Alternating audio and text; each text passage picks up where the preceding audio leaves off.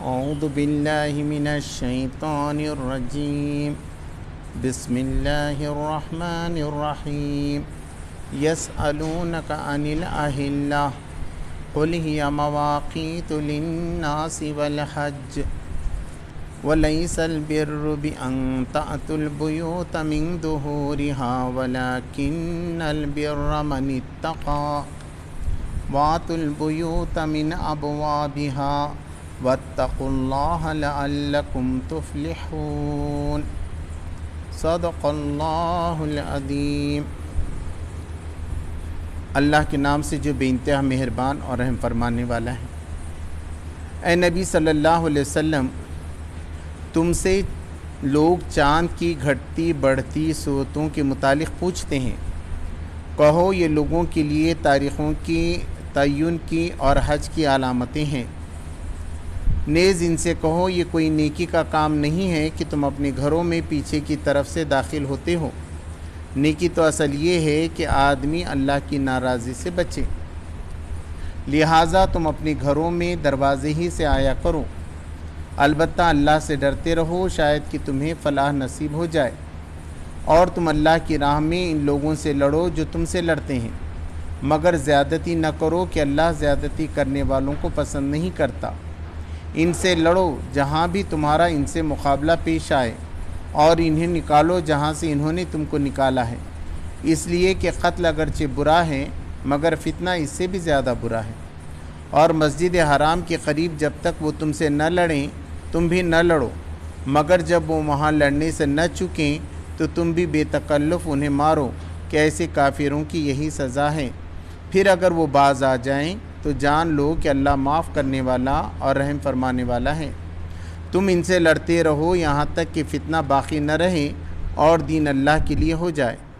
پھر اگر وہ باز آ جائیں تو سمجھ لو کہ ظالموں کے سوا اور کسی پر دست درازی روا نہیں۔ ماہ حرام کا بدلہ ماہ حرام ہی ہے، اور تمہارا حرمتوں کا لحاظ برابری کے ساتھ ہوگا، اور تمام حرمتوں کا لحاظ برابری کے ساتھ ہوگا۔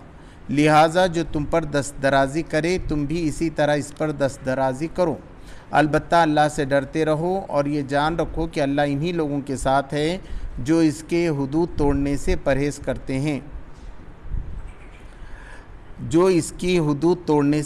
کرتے ہیں، اللہ کی راہ میں خرچ کرو اور اپنے ہاتھوں اپنے آپ کو ہلاکت میں نہ ڈالو۔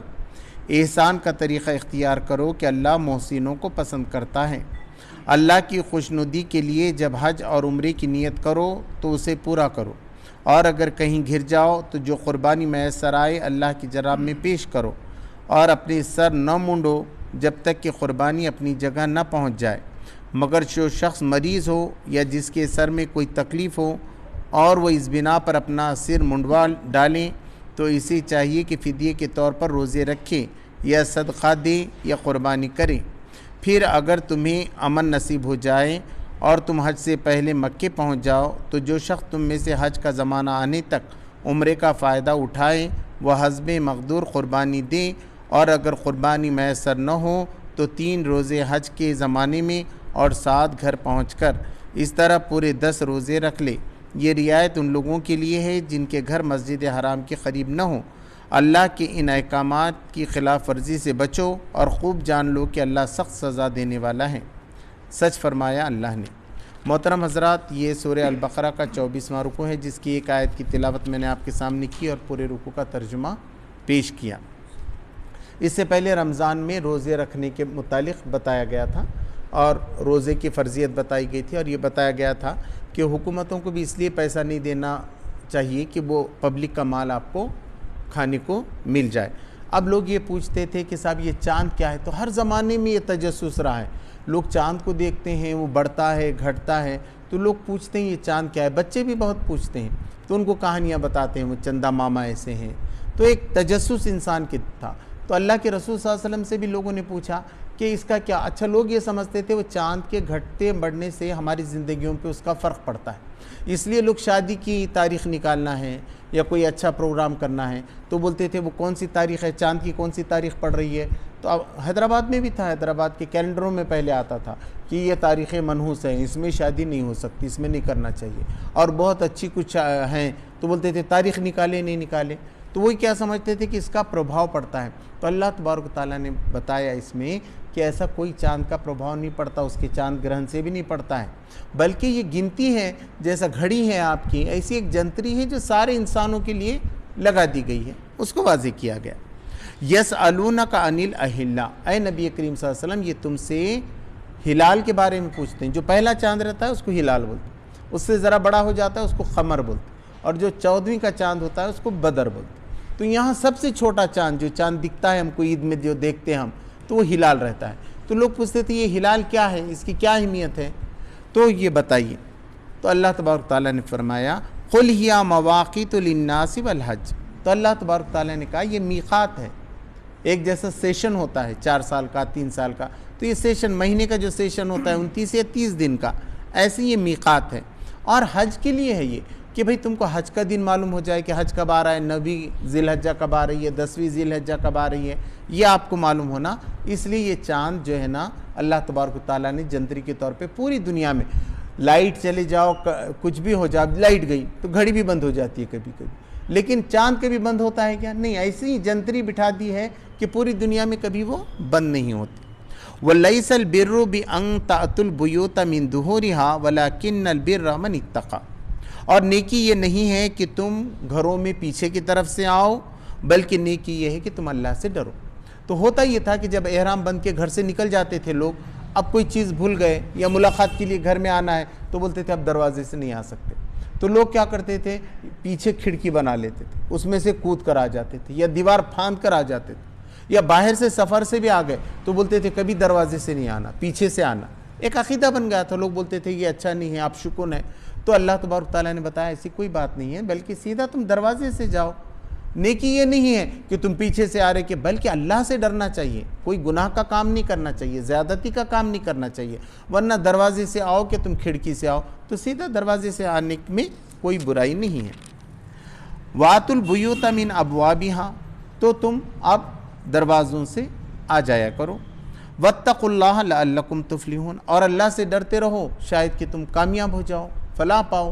یہ پکی گارنٹی نہیں، اللہ سے تم جتنا ڈرو گے نا تو تمہارے لیے اتنا ہی بہتر ہے۔ خدا سے جس آدمی کا تعلق گہرا ہو گیا تو پھر اس کو دنیا میں کوئی خوف نہیں ہے، کوئی ڈر نہیں۔ اصل ہے تعلق باللہ، اللہ کے ساتھ ہمارا کتنا تعلق ہے، ہم اس کو کتنا یاد کرتے ہیں۔ اب ہم کیا کرتے ہیں، ہمارے رشتہ داروں کو ہم چاہتے ہیں، اپنی بیوی کو چاہتے ہیں، اپنے بچوں کو چاہتے ہیں، اپنے ماں باپ کو چاہتے ہیں، رشتہ داروں کو چاہتے ہیں، اور اسی میں پورا گھل کر، اور اللہ کو بھول جاتے ہیں۔ سب یہ اللہ نے بخشا ہے، تو جو چیز اللہ نے دی ہے وہ اللہ چھین بھی سکتا ہے۔ آج قرآن میں نے پڑھا کہ اللہ تمہاری سننے کی طاقت بھی چھین سکتا ہے، دیکھنے کی طاقت بھی چھین سکتا ہے، تمہاری عقل بھی جو ہے متاثر ہو سکتی ہے۔ تو یہ سب خدا سے تعلق ہے، اور تم اسی کو بھولے بھی ہو۔ تم یہ سمجھ رہے ہو کہ نہیں ہم تو خدا کو نہیں مانتے، یا خدا کا ذکر ہم نہیں کرتے، یا خدا کے آگے ہم نہیں جھکتے، تو یہ چیزیں کیسی گارنٹی کے ساتھ رہ سکتی ہیں؟ تو یہ کہا گیا کہ اگر تم اللہ سے ڈرو گے تو کامیاب ہو سکتے ہو۔ وَقَاتِلُوا فِي سَبِيلِ اللَّهِ الَّذِينَ يُقَاتِلُونَكُمْ وَلَا تَعْتَدُوا، اور تم لڑو اللہ کی راہ میں ان لوگوں سے جو تم سے جھگڑا کرتے ہیں، یعنی تم کو دین پہ نہیں چلنے دینا چاہ رہے۔ بھئی ان کا دین ان کے لیے ہے، تمہارا دین تمہارے لیے ہے، تم ان کے دین میں رکاوٹ نہ ڈالو، وہ تمہارے دین میں رکاوٹ نہ ڈالیں۔ ہر ایک کا اپنا دھرم ہے، اس کے اندر کام کرنا چاہیے، مگر اگر کوئی رکاوٹ ڈالے اور آپ کو اس پہ عمل ہی نہ کرنے دے جو آپ کا رب کہہ رہا ہے، اور وہ لڑنے پہ آمادہ ہو جائیں، آپ سے جھگڑنے پہ آمادہ ہو جائیں، تو پھر تم بھی ان کا مقابلہ کرو، مگر زیادتی مت کرو۔ وہ رک جائیں تو رک جانا چاہیے۔ ان اللہ لا یحب المعتدین، حد سے گزرنے والوں کو اللہ پسند نہیں کرتا۔ نہیں تم نے ایک بتایا نا ہم اینٹ کا جواب پتھر سے دیں گے، ایسا نہیں، اینٹ کا جواب اینٹ سے، جو جیسا ہے اتنا ہی بدلہ اس سے لینا چاہیے۔ اتنا رکاوٹ اگر ختم ہو گئی تو پھر کوئی دشمنی نہیں کہ نہیں انہوں نے ہم کو روکا تھا 2 سال پہلے روکا تھا، نہیں، اس سے کوئی مسئلہ نہیں۔ اگر کہیں جھگڑنے کے لیے کوئی تمہارے ساتھ آ رہے ہیں دین کے معاملے میں تو تم بھی ان سے مقابلہ کرو۔ وَاقْتُلُوهُمْ حَيْثُ ثَقِفْتُمُوهُمْ، تو اب یہ بتایا گیا، یہ ہجرت کی بات ہے کہ ہجرت کر کے آ گئے تھے نبی صلی اللہ علیہ وسلم، ان کو گھروں سے نکال دیا گیا تھا، تمام مسلمانوں کو مکہ سے نکال دیا گیا تھا اور ہجرت کر کے وہ مدینے آ گئے تھے۔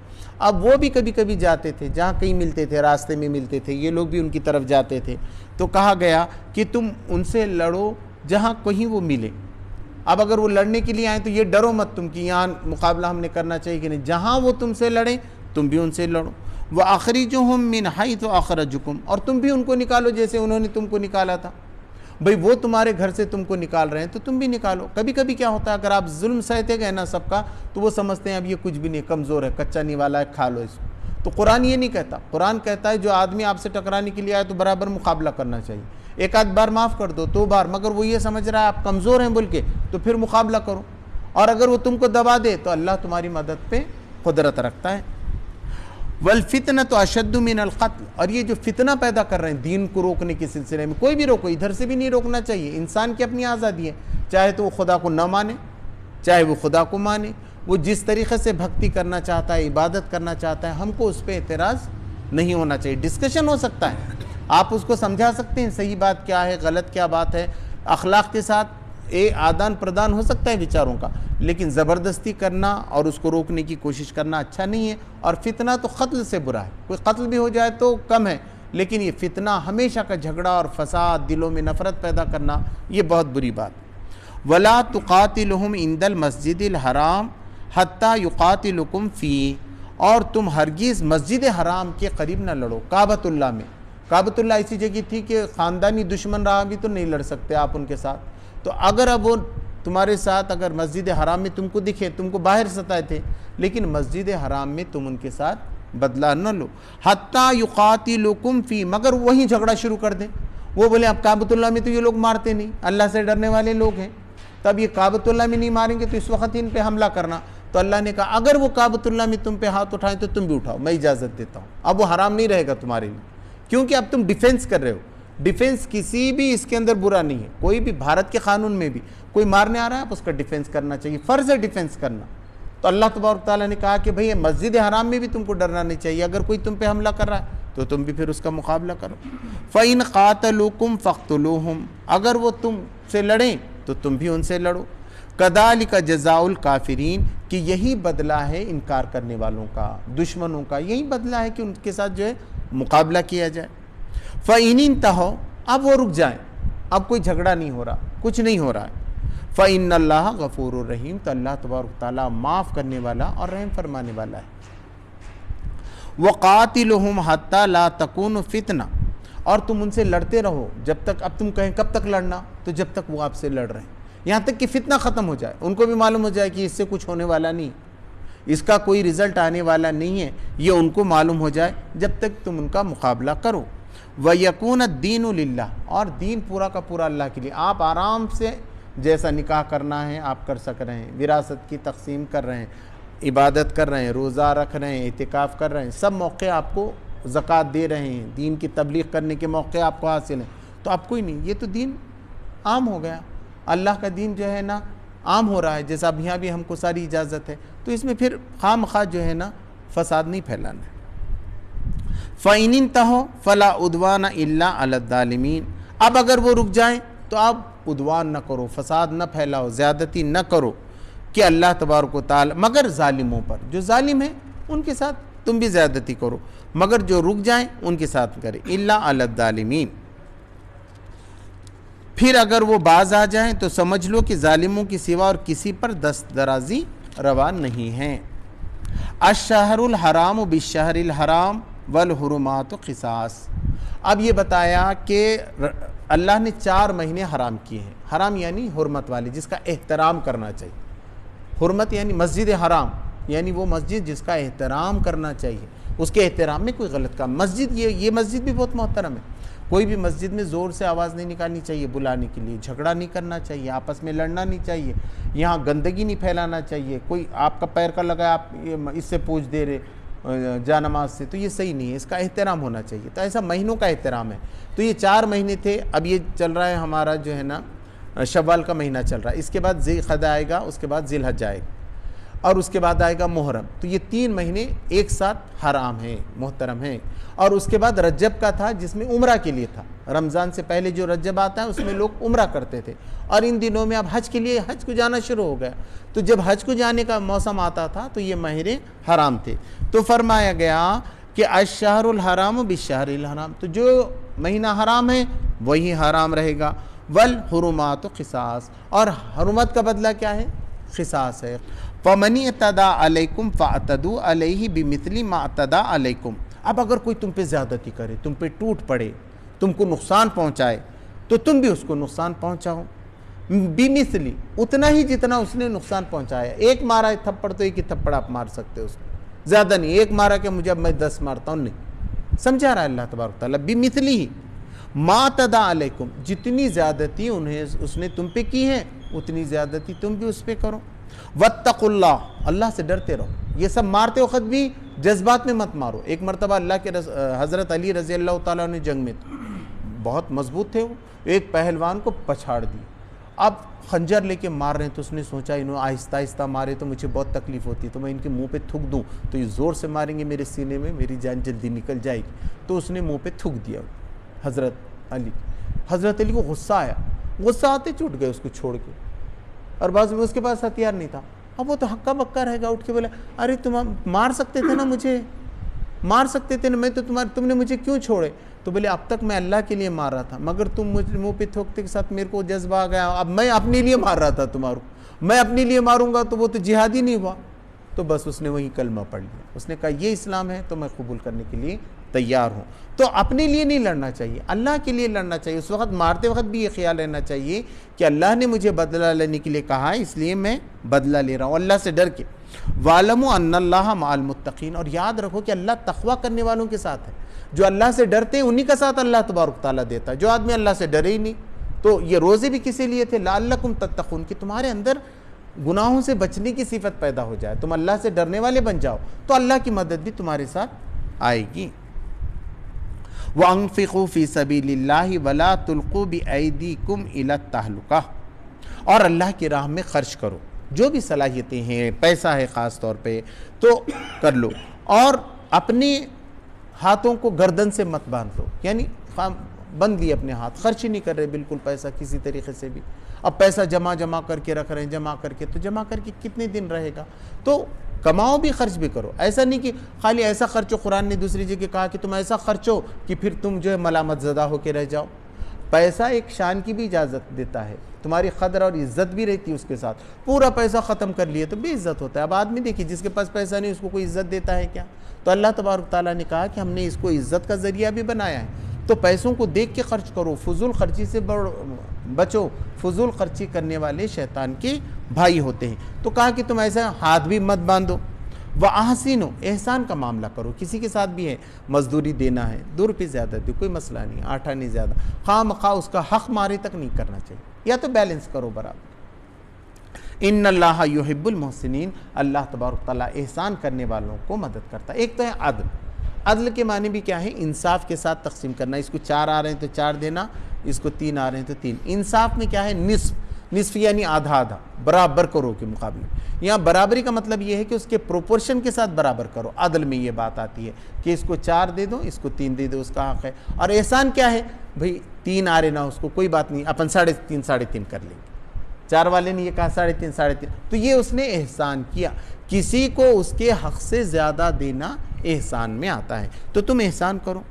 وَأَتِمُّ الْحَجَّ وَالْعُمْرَةَ لِلَّهِ، اور جب تم ارادہ کرو حج کرنے کا، عمرہ کرنے کا اللہ کے لیے، تو اس کو پورا کرو.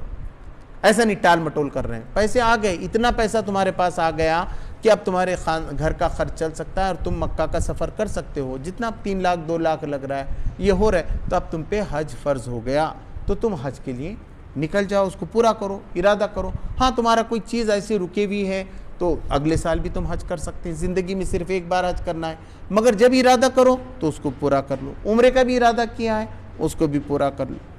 فَإِنْ أُحْصِرْتُمْ فَمَا اسْتَيْسَرَ مِنَ الْهَدْيِ، اب اگر تم گھیر لیے جاؤ، کوئی مشکل آ گئی، اب کرونا تھا، اب بند ہو گیا، وہاں جا ہی نہیں سکے، رستے میں احرام بند کے نکلے تھے، مگر بولے اب داخلہ نہیں ہے، اور وہ چلے گئے دبئی میں رک گئے جا کے جہاز. احرام تو بند کے نکلے تھے، اب کیا کرنا چاہیے ایسا؟ جب کیا ہوتا تھا دشمن روک رہے تھے، گھیر رہے تھے پورا کا پورا، تو اللہ تبارک تعالیٰ نے کہا کہ ایسے موقع پر تم کیا کرو، جو قربانی ہے وہ دے دیا کرو، قربانی تو تم اس کے لیے کرو۔ وَلَا تَحْلِقُوا رُؤُوسَكُمْ حَتَّى يَبْلُغَ الْهَدْيُ مَحِلَّهُ، اور اس وقت تک اپنے سر نہ منڈواؤ جب تک کہ قربانی اپنی جگہ پر نہ پہنچ جائے۔ اب اپنی جگہ پر نہ پہنچ جائے یعنی کیا ہے؟ ابو حنیفہ رحمۃ اللہ علیہ، حنفی کے پاس یہ ہے کہ کعبہ میں جا کے وہ ذبح ہونا چاہیے۔ جو جانور بھی تم بھیجنا چاہ رہے ہیں، بکرا ہے، بڑا جانور ہے یا اونٹ ہے، تو اس کے لیے جو ہے نا آپ کو وہاں پہنچانا ضروری ہے، وہاں تک پہنچائے۔ اکثر بکرے پہنچتے ہیں آج کل، یا بہت ہوا تو اونٹ، تو وہ بکرا وہاں جا کے ذبح ہو گیا، تو جب کہیں تم عمرہ کرو نہیں کرو، مگر اب تو قربانی تمہارے پہ اس لیے جو ہے واجب ہو جاتی ہے اگر تم رک رہے ہو تو۔ اب اس کے بعد یہ بات فرمائی گئی، اور دوسرے مالکی رحمۃ اللہ علیہ ہیں، شافعی رحمۃ اللہ علیہ ہیں، حنبلی ہیں، تو ان کے پاس جو ہے نا مطلب ہے اللہ کے پاس پہنچنا، تو تم وہیں ذبح کرو۔ اب ایسا ہوا تھا نبی صلی اللہ علیہ وسلم وغیرہ حدیبیہ کے موقع پہ نہیں جانے دیا تھا عمرہ کو، تو وہیں ذبح کیے تھے انہوں نے، مگر وہ قریب تھا اس کے، تو اس میں سے مسئلے نکلے ہوئے ہیں۔ کچھ لوگ ان کے جو مسلک کے لوگ رہیں گے وہ کہتے ہیں کہ جہاں تم ہو پہلے قربانی کرو اللہ کی راہ میں، اور اس کے بعد بال منڈوا دو یا ترشوا لو۔ فَمَنْ كَانَ مِنْكُمْ مَرِيضًا أَوْ بِهِ أَذًى مِنْ رَأْسِهِ فَفِدْيَةٌ مِنْ صِيَامٍ أَوْ صَدْقَةٍ أَوْ نُسُكٍ۔ اب اگر کسی کے کوئی بیمار ہے اور اس کے بالوں کی وجہ سے اس کو بڑی تکلیف ہو رہی ہے، یا سر میں کوئی زخم ہو گیا ہے، بیماری ہو گئی، پھوڑا آ گیا ہے، اب اس کی وجہ سے وہ سر مڑانا چاہتا ہے راسی ہی، تو اس کے لیے پھر اس کو فدیہ دینا پڑے گا۔ قربانی سے پہلے اگر وہ یہ کر رہا ہے تو اس کو فدیہ دینا پڑے گا، تو اس کے فدیہ جو ہے وہ روزے ہیں یا صدقہ ہے یا پھر قربانی۔ یہ یہاں نیچے سب لکھا ہوا ہے کہ 6 روزے ہیں کہ کتنی قربانی آپ کو دینا ہے، وہ کوئی بھی مفتی بتا دے گا اس وقت کہ بھئی اس وقت تمہارا فدیہ کتنا ہوتا ہے اس کی طرح۔ فَإِذَا أَمِنْتُمْ، اب تم کو امن نصیب ہو گیا، بعد میں اچھے حالات ہو گئے۔ فَمَنْ تَمَتَّعَ بِالْعُمْرَةِ إِلَى الْحَجِّ فَمَا اسْتَيْسَرَ مِنَ الْهَدْيِ۔ اب یہ بھی ہو سکتا ہے کہ تم کو نصیب ہو گیا اور تم جلدی پہنچ گئے، ابھی حج دور ہے اور تم پہنچ گئے، تو تم جو ہے نا پہلے عمرہ کر لو، اس کو تمتع کہتے ہیں، حج تمتع۔ اس میں کیا ہوتا ہے، پہلے آدمی جاتا ہے، اب ہمارے پاس سب بھارت کے لوگ ایسے کرتے ہیں، پہلے جاتے ہیں احرام کے ساتھ عمرہ کرتے ہیں، کھول دیتے ہیں، پھر آزادی سے رہتے ہیں، پھر جب حج آتا ہے تو پھر نیا احرام باندھ لیتے ہیں، مطلب احرام کو نئے سرے سے باندھ لیتے ہیں۔ اور